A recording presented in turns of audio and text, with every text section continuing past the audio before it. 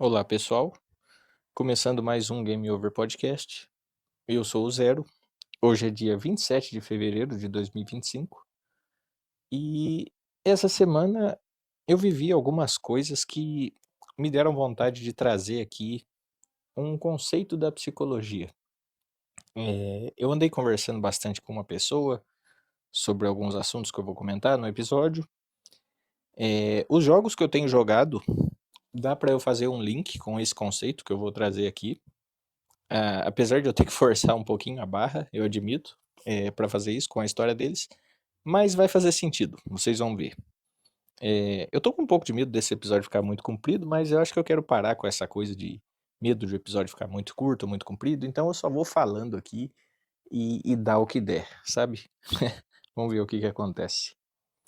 Enfim, o conceito que eu quero trazer hoje da psicologia é o desamparo aprendido. Não sei se alguém aqui vai lembrar, mas eu já comentei nos episódios anteriores que eu sou formado em psicologia, apesar de eu não ter seguido na profissão. Ainda é um assunto que eu tenho bastante interesse, que eu gosto bastante de ler e estar relembrando às vezes. E apesar de eu não estar, de novo, né, trabalhando nessa área, eu ainda é uma coisa que ainda está presente na minha vida. A minha mulher é psicóloga, os assuntos de psicologia estão sempre presentes. Queira ou não queira, sempre que eu falo que eu sou formado em psicologia, algum curioso me pergunta algumas coisas, pede conselho, né, enfim. Então é um assunto que ainda está presente na minha vida, e essa semana, como eu disse, os contextos que eu tenho vivido me trouxe bastante, essa coisa do desamparo aprendido, e eu queria trazer aqui então. Pra começar, antes de entrar no assunto em si, eu queria falar, pra quem não tem familiaridade nenhuma com a psicologia. A psicologia tem várias, o que a gente chama de várias abordagens dentro da área da psicologia. Essas abordagens, para trazer aqui, fazendo um exemplo, uma analogia com os jogos, que é algo que eu sempre gosto de fazer.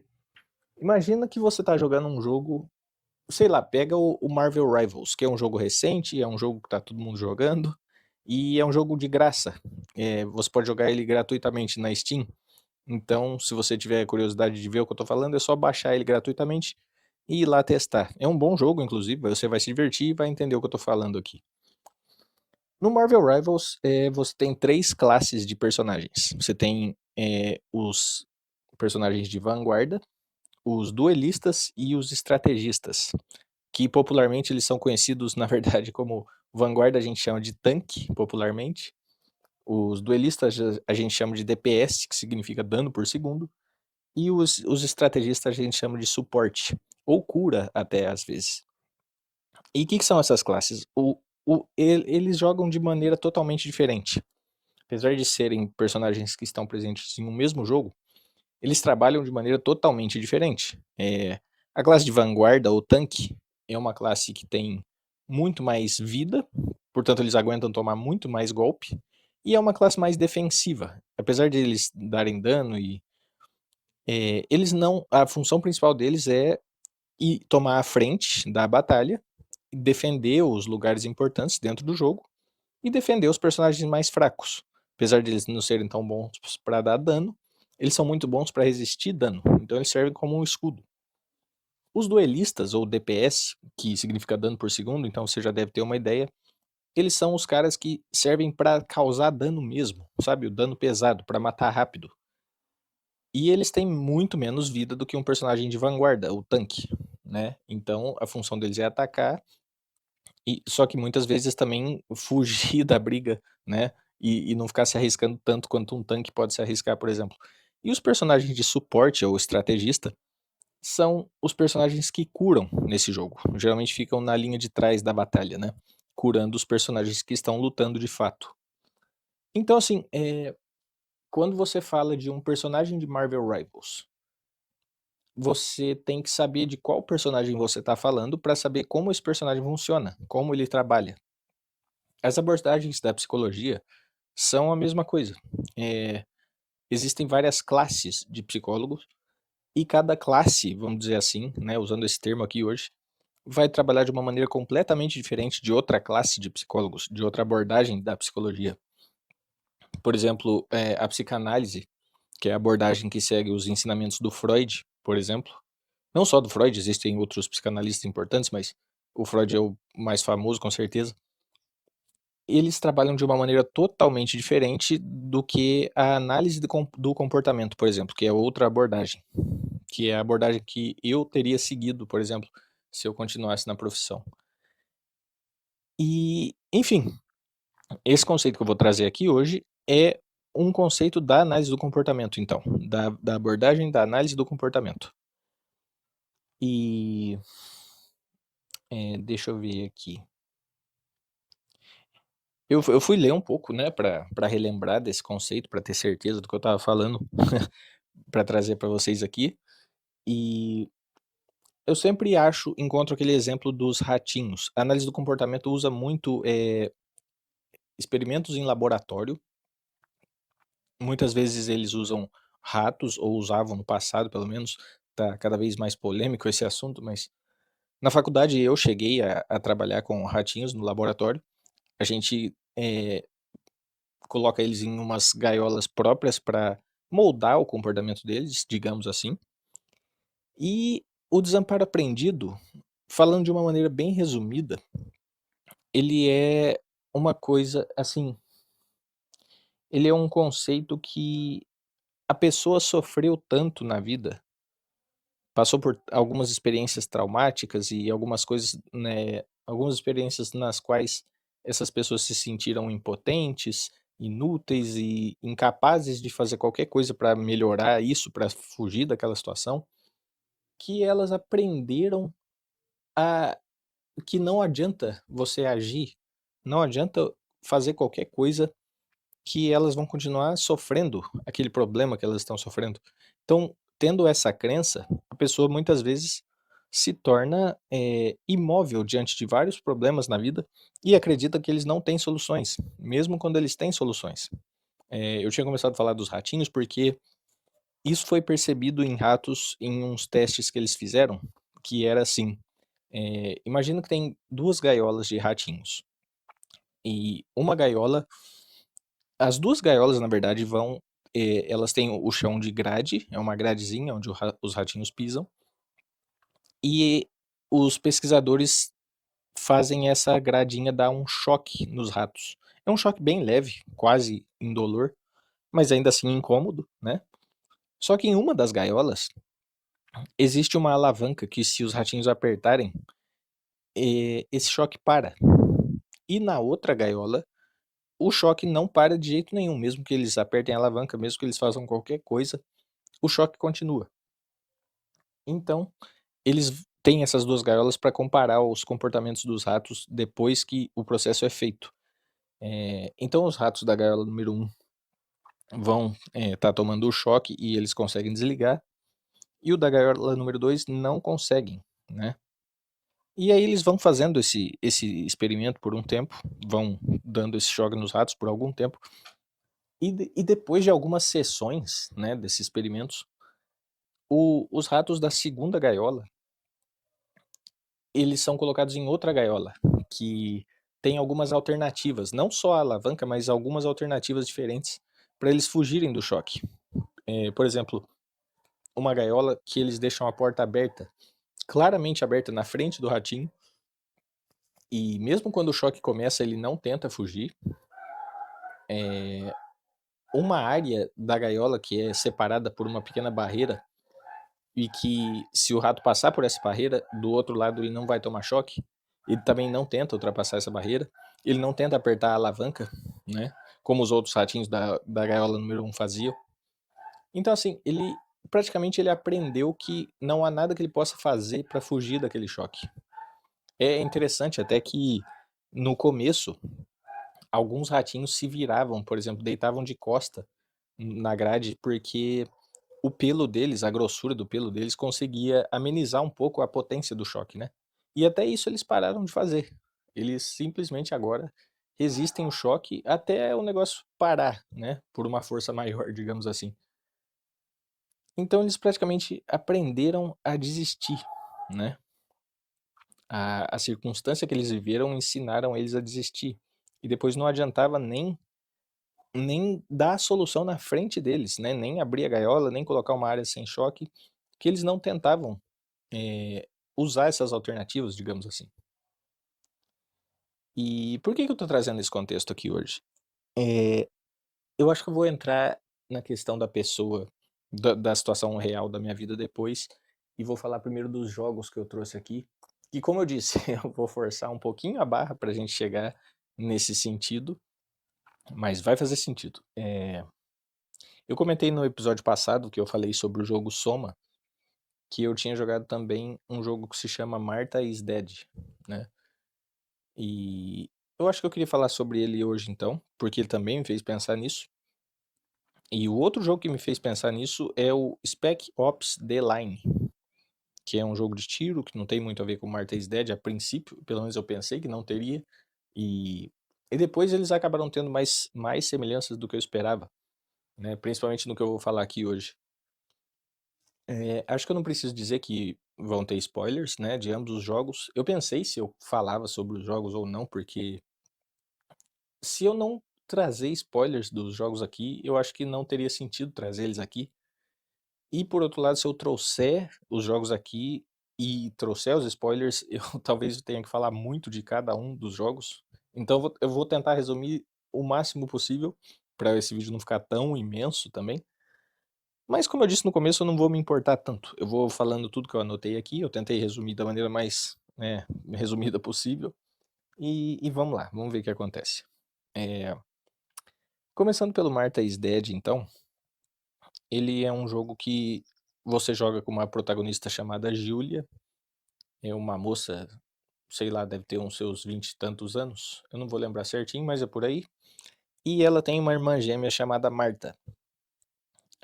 Ela começa o jogo em um lago, o jogo se passa em 1944. Ela começa o jogo em um lago que é próximo da casa dela, e ela encontra a sua irmã Marta boiando. E quando ela chega perto pra ver, a Marta já está morta, né, como o nome do jogo diz. E aí ela socorre, né, traz a Marta de volta pra margem do lago, e os pais delas aparecem correndo, e ela coloca o colarzinho, o colar da Marta, que a Marta estava usando um colar que tem o nome dela, né, escrito Marta. E ela pega esse colar e põe nela, por desespero, ela não pensou muito na hora. E a mãe e o pai então começam a chamar ela de Júlia, de Marta aliás, e não percebem que é a Júlia que está viva. E todos acham que a Júlia morreu e a Marta sobreviveu. E ela não corrige os pais, e depois você vai entender no jogo que ela não corrige porque a mãe sempre tratou ela muito mal em comparação com a Marta, e ela gostava da Marta, né, então a mãe tratava bem a Marta e a Júlia ela tratava mal. E agora ela tomou o lugar então da Marta e vai ser a pessoa que é bem tratada a partir de agora. Eh, deixa eu ver. Bom, o objetivo principal do jogo então, é você tentar descobrir o que aconteceu de fato, por que que a Marta estava morta. E aí conforme você vai fazendo investigações, a Júlia é uma personagem que gosta de tirar fotos das coisas, e ela tem várias câmeras espalhadas perto do lago ali, que ela deixa as câmeras tirando fotos sozinhas, né, com um temporizador e tal. E isso é um dos instrumentos que ela vai usar para fazer as investigações dela. E ela vai coletando informações nos cenários do jogo, na casa dela, no telefone dá para você fazer ligações e pedir informações dos lugares, enfim. O objetivo principal do jogo é descobrir o que aconteceu de fato com a Marta.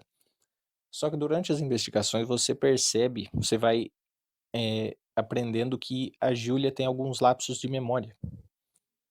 De vez em quando ela tem alguns apagões e ela não se lembra do que aconteceu nesse meio tempo. E uma das possibilidades é ela mesmo ter matado a Marta.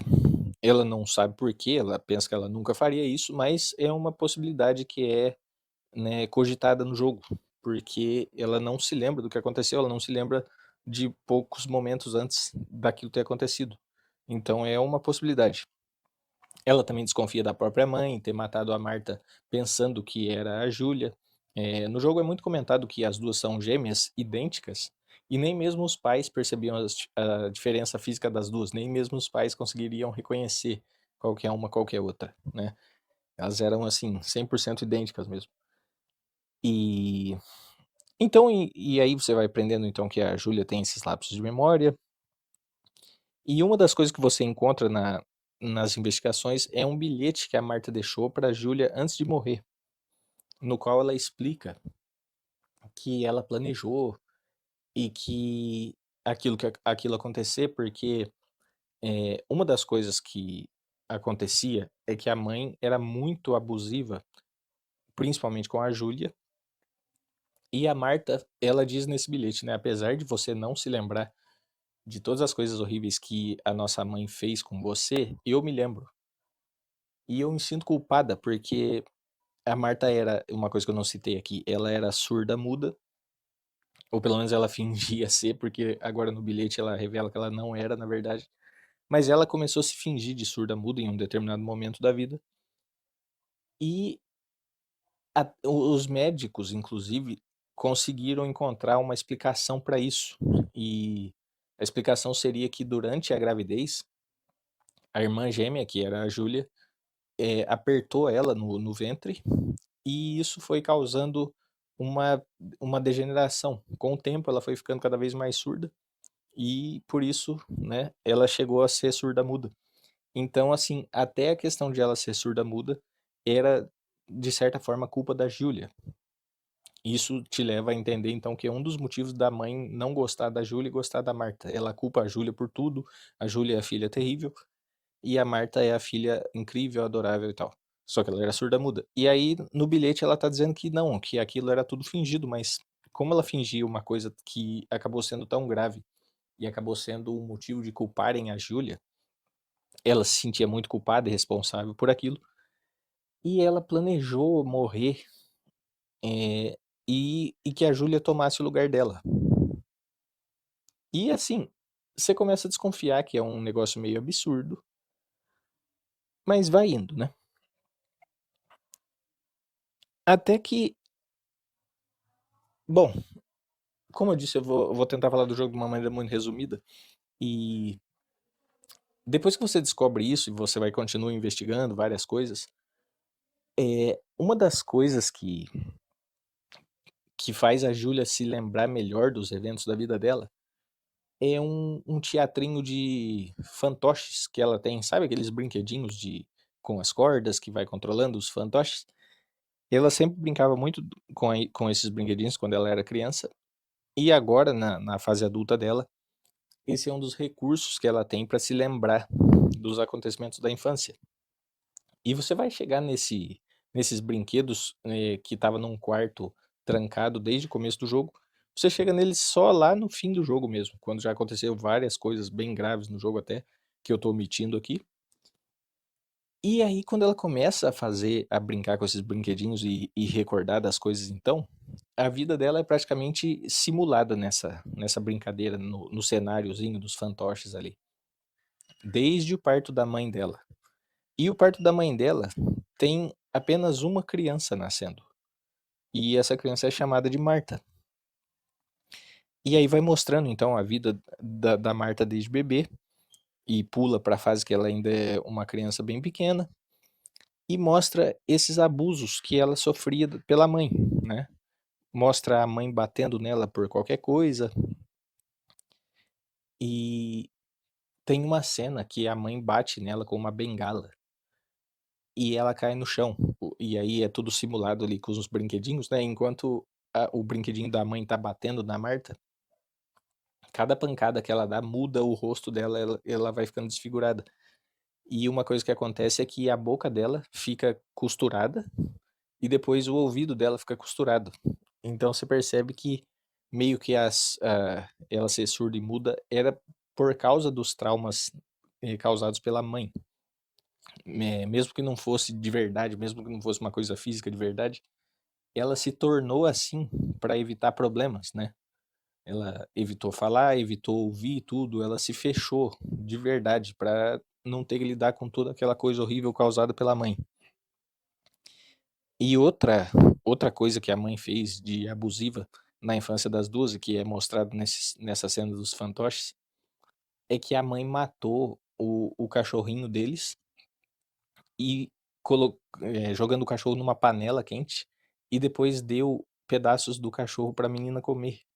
Então, assim, a menina teve uma infância horrível, foi ficando cada vez mais traumatizada, e aí que entra uma das coisas que não é 100% confirmado sobre o jogo, mas é a teoria mais aceita, pelo que eu vi por aí, lendo, né, na internet sobre o jogo, de que a Júlia, na verdade, nunca existiu.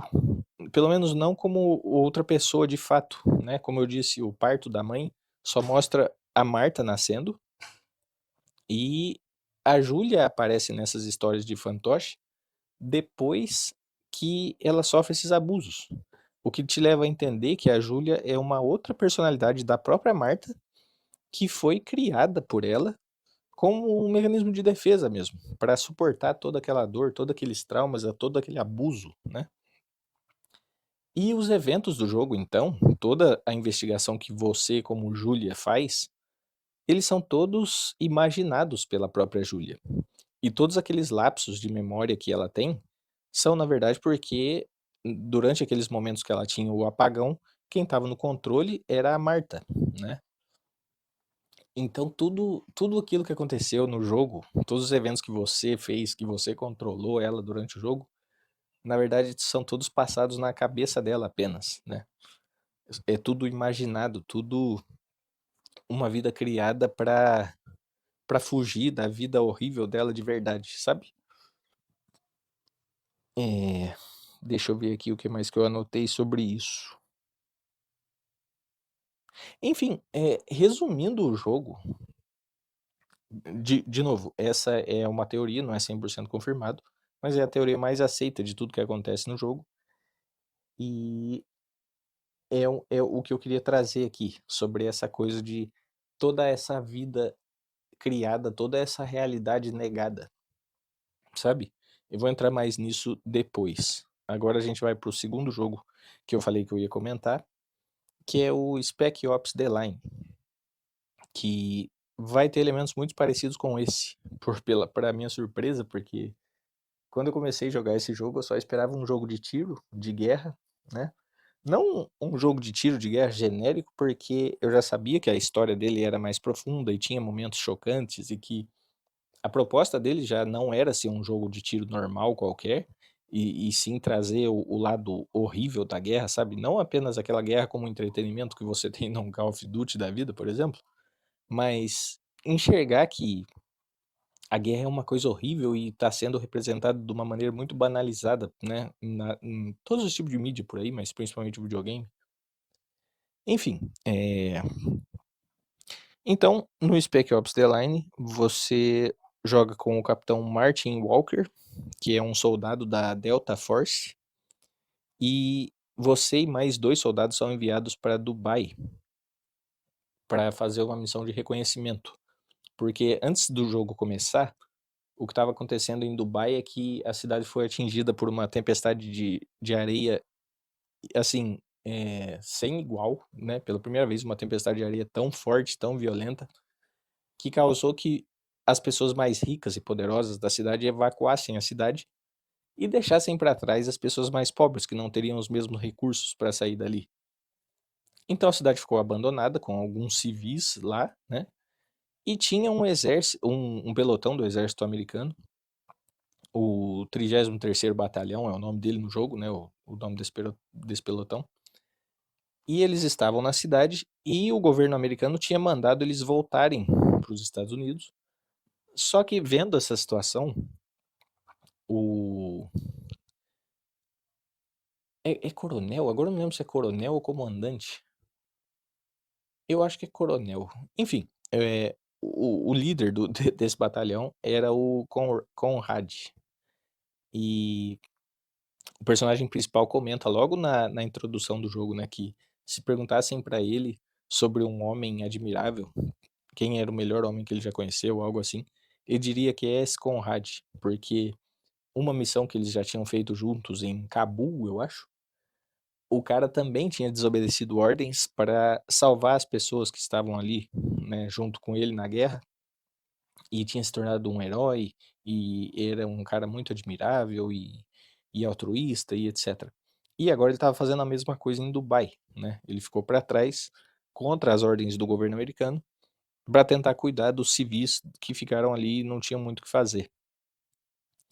Só que eles perderam contato com esse cara, a cidade está totalmente destruída, abandonada, tudo ficou um caos.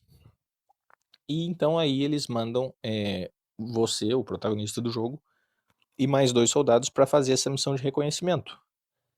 E a missão era vocês irem lá, encontrar sobreviventes e então, contactarem o comando de vocês para pedir o resgate e só, e ir embora. Só que conforme vocês chegam lá e encontram alguns sobreviventes, mas encontram também um conflito e uma situação estranha e muita gente morta, e vocês não sabem muito bem o que está acontecendo. O capitão que você joga, né, o capitão Martin Walker, ele começa a querer investigar o que está acontecendo. Ele encontra inclusive agentes da CIA lá, que ele não sabia que estavam lá e ele não sabe por que eles estão lá. E ele acha que o pelotão tá matando, que ficou para trás, tá matando as pessoas, então ele quer investigar o que aconteceu. Não só investigar, mas salvar as pessoas que estão ali também. Ele quer encontrar o Conrad, né, que ele acha que o Conrad ainda está vivo. Então ele começa a desobedecer ordens também, para tentar fazer o que ele acha que é o certo, né, o que ele acha que é melhor para salvar as pessoas, para ajudar as pessoas.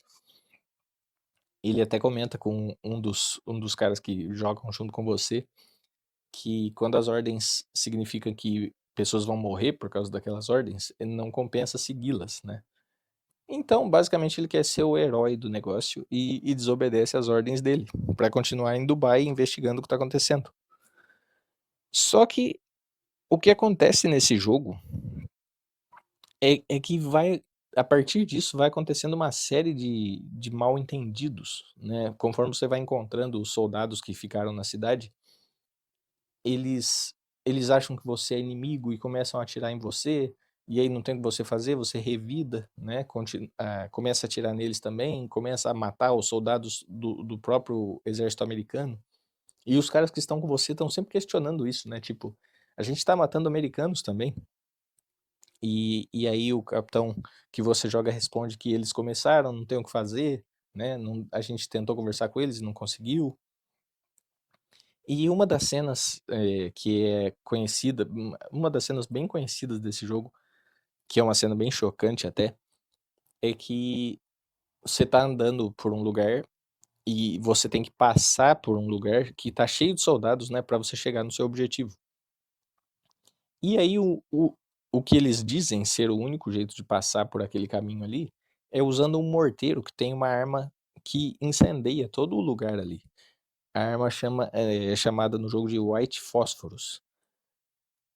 E quem jogou o Call of Duty 4 vai lembrar, é muito parecido, na verdade é igual, aquela missão do Call of Duty 4 que você joga, de um avião, você joga só com a mira do avião, a mira é toda branca e preto, e você atira nos soldados que estão lá no chão. O morteiro tem essa mesma câmera, digamos assim. Ele lança uma câmera no céu, e aí a partir da câmera você mira nos seus alvos, é aquela mesma câmera em branco e preto, como eu disse, né, no Call of Duty 4, e você começa a jogar bomba e fogo nas pessoas que estão lá embaixo, né. E aí depois que você termina de atirar na galera, você vai passar por esse lugar que você precisava passar, então você passa por todos os destroços e todos os cadáveres que você acabou de causar ali, né. E tem soldados ainda vivos gritando, é um negócio bem feio. E tem um cara que tá quase morrendo, mas você chega perto do corpo dele, assim, e o cara olha pra você antes de morrer e pergunta por quê. A gente só estava tentando ajudar. E aí você já acha meio esquisito ali, né. E conforme você anda mais um pouquinho, você encontra então a cena realmente horrível, que é vários civis, todos mortos, carbonizados com o ataque que você acabou de fazer. Tem uma a principal, assim, a cena principal, tem vários corpos em volta ali, nas laterais de onde você tá andando, e bem no meio, na sua frente, assim, tem uma mãe segurando uma criança e metade da cara dela já tá queimada e a criança tá morta e as duas estão paralisadas assim, né? A mãe com a criança no colo, as duas carbonizadas, mortas, e ficaram nessa posição, né? A mãe segurando a criança no colo. E aí tanto você, né, o capitão que você joga, quanto os seus outros dois soldados começam a gritar assim, o que que a gente fez? E um dos dois aponta pro capitão e gritando, a culpa é sua. Só que é engraçado que conforme ele tá apontando pro capitão, ao mesmo tempo dá a impressão que ele tá apontando pra câmera, sabe? Então parece que ele tá apontando pra você como jogador, tipo, olha o que você fez, olha o que você causou. Esse cara, momentos antes, inclusive, de vocês começarem esse ataque, ele disse pra gente não usar isso, né, essa arma, porque a gente sabia dos efeitos dessa arma e era um negócio terrível. E o capitão fala que não há uma escolha, né? A gente não tem outra escolha, a gente tem que passar por aqui só assim pra gente conseguir passar. Só que aí acaba que ele matou. O jogo depois até fala, né? Tinham 47 pessoas inocentes ali que você matou. E aí você passa depois do jogo se sentindo culpado pra caramba por tudo que você fez, né? Todo esse conflito que tá acontecendo basicamente por culpa sua. Muito do que acontece no jogo é culpa do capitão que quis ficar ali por desobedecer às ordens, né? Só que a partir desse momento de ele ter queimado todos esses civis, começa a acontecer algumas coisas interessantes, porque imediatamente quando ele vê essa mulher queimada e os soldados estão ali gritando e ele tá. Sabe aquele efeito quando. Nos jogos de guerra, quando estoura aquelas granadas ensurdecedoras, que fica aquele zunido e os sons fica baixinho lá no fundo? Ah, esse capitão começa a enxergar as coisas meio assim, né? Nesse momento, pelo menos. Enquanto seus amigos soldados estão ali gritando que a culpa é sua e olha o que a gente fez e tal, ele tá nesse estado catatônico, escutando as coisas lá no fundo e meio que perdido na própria cabeça, né? E aí quando ele retorna a si, a primeira coisa que ele fala é tipo assim, vamos seguir em frente e a gente vai fazer eles pagarem por isso. Tipo, colocando a culpa em outra pessoa, né? Colocando a culpa no pelotão que estava ali segurando os reféns, no Conrad, que até agora ele estava querendo encontrar e defendendo o cara, mas agora ele tá falando que o cara causou isso. Enfim, ele não assume o que ele fez, ele tá atacando a culpa em outra pessoa. E aí, o jogo a partir daí, você começa a perceber que começa a acontecer algumas coisas estranhas. Você percebe que o cara começa a mudar, inclusive, o jeito dele agir dentro do jogo.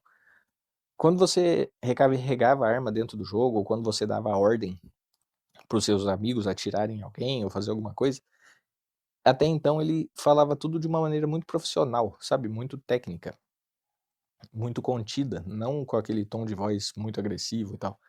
E também tinha umas execuções, quando você atirava em algum soldado e ele não acabava de não morria de fato, você conseguia chegar nesse soldado caído no chão e apertar um botão para executar ele. E geralmente era um golpe ou um tiro rápido para executar o cara. E a partir daí, ele começa ficando cada vez mais descontrolado, sabe? Vai mudando sutilmente. Você percebe que a mente do cara tá se deteriorando a partir desses detalhes. Ele faz execuções mais violentas, ele começa a ser menos técnico, menos profissional no jeito que ele fala com os outros soldados. Enfim, o jogo tem uns detalhes bem legais nesse sentido. E e aí você, né, continua então tentando encontrar esse Conrad e vão acontecendo coisas cada vez piores no jogo, mais gente vai morrendo, né? Chega uma hora, inclusive, que vocês destroem um reservatório de água na cidade, o único que a cidade tinha, e aí ferra mais ainda quem já estava lá. E tudo isso começou com boas intenções, né, digamos assim. Você não planejava causar todas essas desgraças, mas acabou acontecendo por culpa sua. E, e o cara sempre, né, negando que a culpa é dele e tentando jogar a culpa em outras pessoas. E aí você vai indo até que chega no fim do jogo, você descobre que esse Conrad, uma coisa que eu não mencionei, que eu devia ter mencionado, é que depois desse momento, conforme você vai avançando no jogo, você encontra um radinho. E quando você pega esse radinho, o Conrad fica se comunicando com você através dele. e ele manda você fazer algumas coisas, e aí o capitão fala que tem que obedecer porque ele não tem escolha, senão o Conrad vai matar ele, etc. E os soldados que estão com você sempre reagem a isso de uma maneira estranha. E aí quando você chega lá no fim do jogo, você descobre que o Conrad já estava morto fazia dias, e que desde aí o jogo começa a te mostrar essas cenas quando você conversava com o Conrad, entre aspas, o radinho que você pega já tá quebrado. E você estava falando sozinho, você estava ouvindo vozes, né? Você estava alucinando, imaginando um monte de coisa que aconteceu então no decorrer do jogo. E você percebe que muito daquilo ou não aconteceu, ou aconteceu de uma maneira completamente diferente, e o Martin, o capitão que você joga, imaginou, né? Percebeu aquilo de uma maneira distorcida, de uma maneira que não aconteceu de fato. Sempre querendo colocar a culpa no Conrad ou, né, na situação em si. Uma coisa interessante que tem nesse jogo também, depois, né, de eu chegar nesse final e ver tudo isso, é que teve uma entrevista com os desenvolvedores do jogo, e eles dizem que esse jogo usa algumas transições de cena. Sabe quando a tela fica preta para trocar de cena? Nesse jogo tem dois tipos de transições. A transição quando a tela fica toda preta ou quando fica toda branca.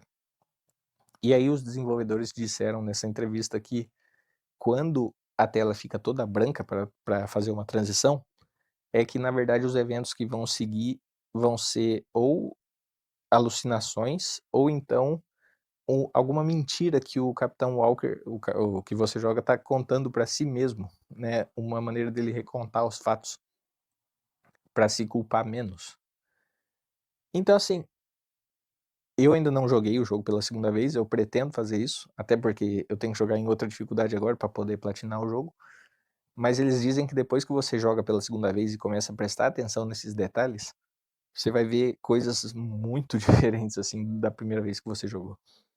E eu achei muito interessante isso, né? Porque, então, esse jogo, assim como o Martha's Dead, tem várias teorias do que acontece ou o que não acontece de fato no jogo, mas eu acho que muitos dos eventos aconteceram de fato, apesar de você ver ele pela perspectiva do capitão, então, né, distorcida ou alucinógena, alucinatória.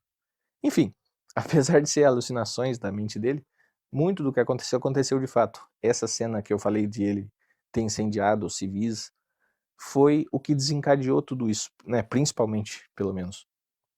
Porque ele se sentiu muito culpado, né? Ele não tinha intenção de causar todas essas desgraças. Ele tinha boas intenções desde o começo. Ou não, né? Tem gente que fala que ele só queria ser um herói e fez tudo por ego, sabe? Tem uma frase famosa desse jogo, inclusive, que o cara pergunta: você já se sente como um herói? Bem lá no fim do jogo, o Conrad pergunta pra ele nesse radinho aí: você já se sente como um herói? Tipo, depois de tudo isso que você fez, você acabou com a água, queimou pessoas, matou soldados americanos, tudo porque você desobedeceu ordens, né? Tudo porque você não quis ir embora quando te mandaram ir embora e quis continuar naquele lugar. Enfim, e aí, qual que é a semelhança que esses dois jogos tiveram pra mim, então? E por que que me fizeram pensar tanto no Desamparo Aprendido? Porque nos dois jogos, o personagem passou por eventos muito traumáticos, muito horríveis, né, pesados mesmo, e eles criaram toda uma realidade alternativa para eles. Uma realidade que não acontecia de fato. Tudo isso para fugir desses eventos traumáticos, sabe? Fugir então da realidade e se proteger de coisas horríveis da sua vida real. E eu achei engraçado essa coisa de criar outra realidade, não enxergar a realidade que está acontecendo na sua frente de fato, negar a realidade muitas vezes, né. A agora trazendo as conversas que eu tive com uma pessoa da minha vida, na vida real, né, obviamente, essa pessoa é uma pessoa próxima de mim que, assim, eu não vou dar muitos detalhes, mas ela passou por muitas frustrações na vida, passou por algumas coisas que, lógico que não chegam a ser traumáticas como no jogo, não tem nada a ver com violência, né, nesse caso, graças a Deus, mas são eventos que talvez a própria pessoa não tenha percebido eles como traumáticos, mas se percebe que são vários eventos que acompanham ela desde muito tempo, né, desde muitos anos atrás até hoje, e meio que moldaram o comportamento dessa pessoa para transformar ela naquilo que eu trouxe como desamparo aprendido, sabe? A pessoa hoje está num estado que ela não acredita que as coisas tenham solução. Ela acredita que ela está num lugar que ela não pode fazer nada, que ela é totalmente influenciada por fatores externos, é um termo que ela usa muito, inclusive, fatores externos, e que ela é totalmente incapaz de mudar a sua própria situação, sabe? E, inclusive, chegando a negar a própria realidade. Tem acontecido isso com alguns eventos recentes, que, como eu disse, eu não quero entrar tanto em detalhe assim, porque eu não quero expor a pessoa, apesar de eu não estar citando nome nem nada, mas a pessoa que se ouvir esse episódio com certeza vai saber de quem eu tô falando. E eu já aproveito para dizer, inclusive, que eu tô falando com o máximo de respeito possível. Eu não tô aqui querendo ofender a pessoa ou colocar a pecha de burra na pessoa, mentirosa, nem nada assim, né? Porque eu tô dizendo que ela nega a realidade em alguns momentos, mas eu tô trazendo isso aqui com a melhor das intenções, que porque eu tento ajudar essa pessoa e eu não consigo. Eu tô apontando muitas coisas, muitos elementos da realidade, muitos elementos de coisas que estão acontecendo para essa pessoa e falando: olha, você poderia agir assim, assado, eu sei que ajudaria na sua situação, só que a pessoa não acredita, sabe? A pessoa nega algumas coisas que têm acontecido, ou então ela admite que aconteceu, mas não é do jeito que eu tô falando, sabe? É sempre uma coisa meio distorcida. E aí, né, jogando esses dois jogos e en enxergando essas situações de a pessoa que passou por eventos traumáticos e agora altera a realidade, mesmo que sem querer, mesmo que subconscientemente, né, tanto nos jogos como essa pessoa na vida real, não fazem isso de propósito, tipo, eu não vou criar aqui uma realidade de propósito para eu me esconder e ficar mais confortável, não é isso. Elas não conseguem enxergar a realidade como ela é de fato. Assim como o ratinho do Desamparo Aprendido, das gaiolas, lembra lá no começo? A gaiola está sendo aberta na frente da pessoa, está sendo colocada uma barreira onde a pessoa poderia ultrapassar essa barreira e parar de ser eletrocutada, mas ela não acredita, ela não vai aonde ela devia ir para fugir do problema, ou para resolver o problema, nesse caso, né, que seria acabar com o choque, né? E tem acontecido isso muito com essa pessoa que eu estou dizendo aqui.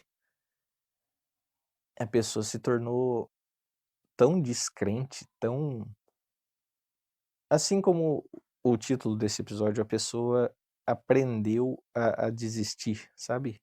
A vida ensinou a pessoa a desistir e ensinou a pessoa a se tornar impotente diante de vários problemas. Então eu queria trazer esse assunto aqui hoje meio como um alerta, meio como um apelo, não para pessoas que já estão nessa situação, claro que se ajudar vai ser muito bom, mas é muito difícil ajudar uma pessoa que já está nessa situação, principalmente que muitas vezes elas negam ajuda, né? Não só minha ajuda, no caso que eu estou dizendo aqui dessa pessoa, mas, por exemplo, ajuda psicológica, ajuda de profissionais mesmo, sabe? E, enfim, eu queria que ficasse isso como um alerta, como para pessoas então que não, para que elas não cheguem nessa situação. Quem estiver ouvindo esse episódio, fica sempre atento, sabe? Fica sempre atento, analisa as situações da sua vida com lógica, sempre busca o autoconhecimento, sabe? Analisar você e tudo que está acontecendo, e que cada situação é uma situação diferente. Muitas situações da sua vida vão ser frustradas e vão dar errado, por mais que você tente. Essa pessoa que eu estou citando aqui, Ela me conta de muitas vezes que se esforçou na vida e tinha boas intenções e tentou, sabe? Com empreendimentos, com relacionamentos, com várias coisas na vida. A pessoa tentou de verdade, se esforçou de verdade e muitas vezes deu errado, né? E esses pequenos traumas, esses pequenos acontecimentos, então trouxeram essa pessoa nesse estado que ela está hoje, do desamparo aprendido, né?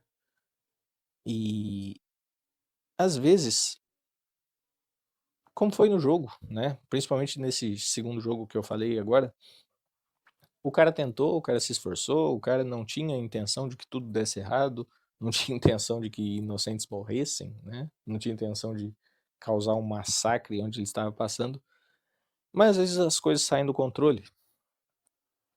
Mas isso não quer dizer que toda vez vai acontecer isso, sabe? O desamparo aprendido é muito isso. Tipo, quando o primeiro ratinho, quando os ratinhos estavam naquela gaiola que não dava pra desligar o choque, beleza, era uma situação, era um contexto que eles não tinham poder de fazer absolutamente nada e dependiam de uma força maior pra desligar o choque pra eles.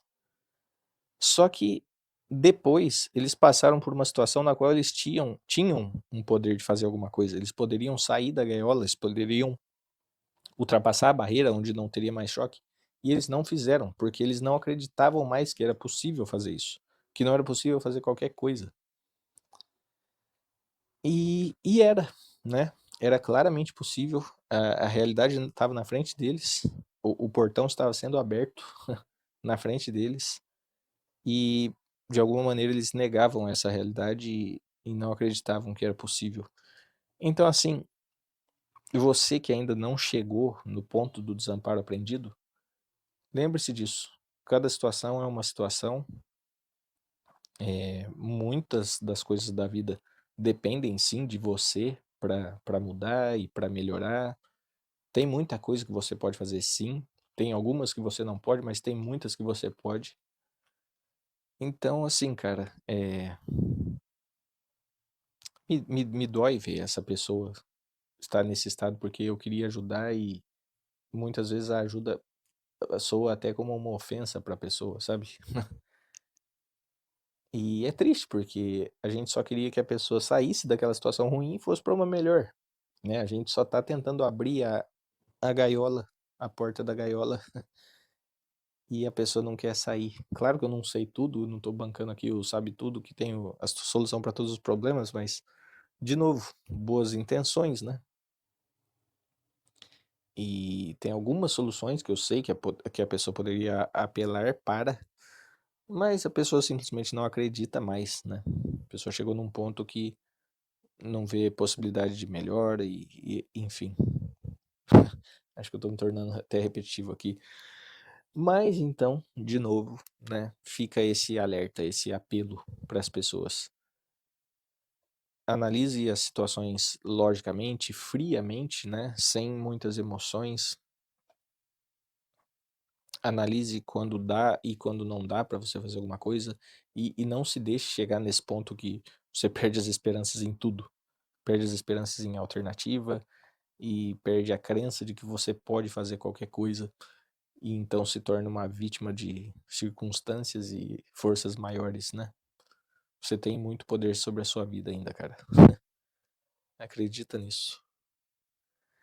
Enfim, o que eu queria trazer aqui hoje, então, acho que era isso. Espero que eu tenha explicado de uma maneira minimamente interessante, porque eu contei 2 jogos quase inteiros aqui hoje. E espero que sirva para alguém. Espero que toque alguém de alguma maneira aí. E para terminar com música, como sempre, eu não tô escutando nenhuma música nova, eu continuo nas músicas que eu falei nos últimos 2 episódios, mas para trazer uma música que combina muito com o que foi falado aqui hoje, principalmente com esse final, né, com essa tentativa de alerta que eu fiz aqui, tem uma música que eu sempre lembro em situações parecidas com essas, que é a música Open Your Eyes, da banda Snow Patrol. Dá uma olhada nessa música, é uma música muito bonita e a letra dela combina muito com o que eu falei aqui hoje, né? Principalmente com esse final, de novo. E é isso aí. a gente termina por aqui então. Comenta aí o que você achou do episódio. Compartilha situações parecidas, se tiver alguma que você está disposto a compartilhar, é claro, né? Não só nos comentários, mas também no e-mail. Eu vou deixar aqui de novo. Vamos conversar, né? Vamos conversar. Me fala aí como foi, o que você achou e, enfim, vamos conversar. Muito obrigado para quem ouviu então e a gente se vê numa próxima. Tchau, tchau.